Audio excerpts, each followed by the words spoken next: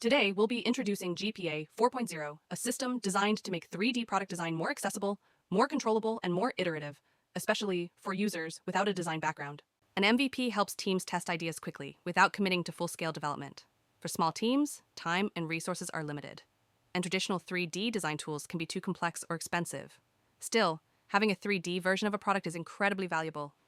It makes ideas tangible and easier to share. 3D MPS are powerful tools for expressing ideas, but they're much harder to create than 2D sketches.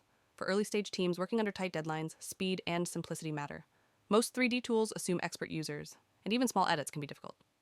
What's missing is a way to build and refine 3D MPVS quickly, without needing professional skills or infrastructure. Given all these challenges, from ambiguous language to low controllability and high computational cost, we knew that a one-shot generation approach wouldn't be enough. So instead of relying on a single model to handle everything, we designed a gradual, structured pipeline. The idea is to break the process into manageable steps with clear checkpoints along the way. It all begins with user text, just a sentence or two describing a product idea.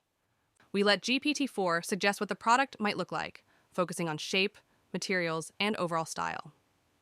In parallel, another LLM draws from commercial trends to offer market-aligned references. These two outputs combine to provide both creative and practical direction. If the user isn't satisfied, the system supports iterative refinement before moving forward. After collecting inspiration, we pass the user's text to GPT 4.1 to extract the core visual elements: object category, material, form, and usage context.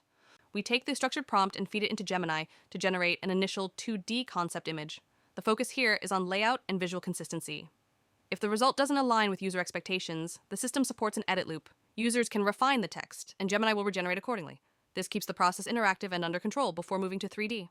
Once the 2D image is finalized, we pass it to Meshi for 3D generation. Meshi uses a diffusion-based pipeline to lift the visual structure into a full 3D asset.